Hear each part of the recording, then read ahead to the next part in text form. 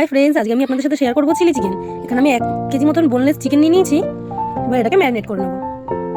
এখানে আমি আদা বাটা দিয়ে দিলাম 2 চামচ মতন, রসুন বাটা 2 চামচ। এখানে আমি 1 চামচ মতন লেবুর রস দিয়ে দিলাম, ভিনিগার থাকলেও দিতে পারেন। এখানে আমি কর্নফ্লাওয়ার দিয়ে দিলাম হাফ বাটি মতন, ছোটো বাটির।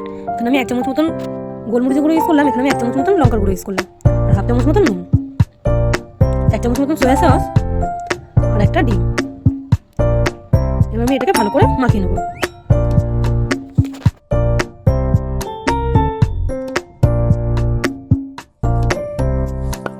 এখানে আমার মাংসটা ম্যারিনেট করা হয়ে গেছে। এবার আমি 1 ঘন্টা মতন ডিপ ফ্রিজে স্টোর করে রাখবো।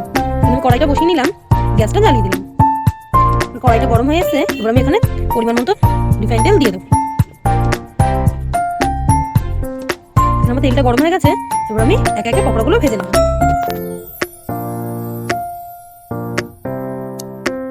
এখানে আমি একে একে পকোড়াগুলো দিয়ে দিচ্ছি। এখানে গায়ে গায়ে দিলেও অসুবিধা নেই, ওই জন্য পুরো ভরেই দিয়ে দিলাম। এগুলো এবার আমি একটু লাল লাল করে ভেজে নেব। এখানে আমার লাল লাল করে ভাজা হয়ে গেছে। এবার আমি উঠিয়ে নেব।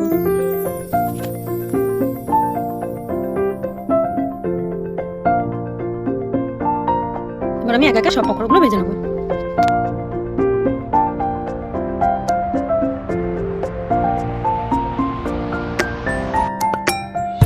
এখানে আমার সবগুলো পকোড়া ভাজা কমপ্লিট। এবার আমি ওই তোলেই 1 চামচ মতন রসুন কুচি আর 1 চামচ আদা কুচি দিয়ে দেবো। এবার এগুলোকে ভালো করে লাল লাল করে ভেজে নেব।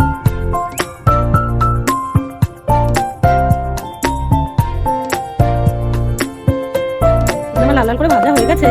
এবার আমি ডুমো ডুমো করে কাটা পেঁয়াজগুলো দিয়ে দেবো। পেঁয়াজটা হালকা করে ভেজে নেবো। এবার ওতেই আমি ক্যাপসিকাম কুচি দিয়ে দেবো, ওগুলো ডুমো ডুমো করে কাটা। এবার দুটোকে আমি ভালো করে ভেজে নেবো।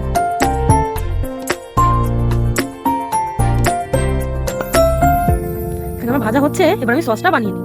এখানে আমি 1 চামচ মতন সয়া সস দিয়ে দিচ্ছি, আর ছোটো বাটির 1 বাটি মতন টমেটো সস, ছোটো বাটির হাফ বাটি মতন রেড চিলি সস। গ্রিন চিলিটা আমি পাইনি, তাই আমি এখানে রেড চিলিটাই ইউজ করছি।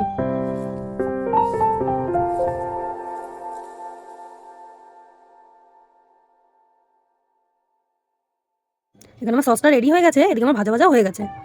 এবার আমি সসটা দিয়ে দেবো। সসের বাটিটা ধুয়ে ওর মধ্যে একটু জল দিয়ে ওই জলটাও দিয়ে দেবো। এখানে আমি আর জল ইউজ করছি না। এবার আমি ভালো করে নাড়াবো।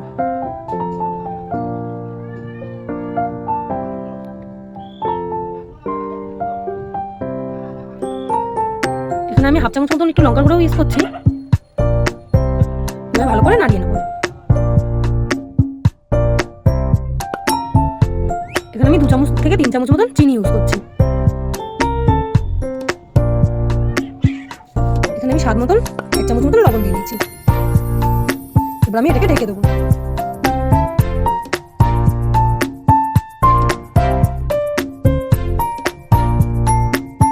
ঢাকনা খুলে একটু দেখে নিয়েছি, এটা ফুটছে। আর একটুখানি ফুটলে এবার আমি পকোড়াগুলো দিয়ে দেবো। এখানে আমি পকোড়াগুলো সব দিয়ে দিলাম। দিয়ে এবার আমি ভালো করে নাড়িয়ে নেবো। এবার কিছুক্ষণের জন্য ঢেকে দিয়েছি। এবার 2 চামচ কর্নফ্লাওয়ার নিয়ে ঠান্ডা জলে গুলিয়ে রেখে দেবো।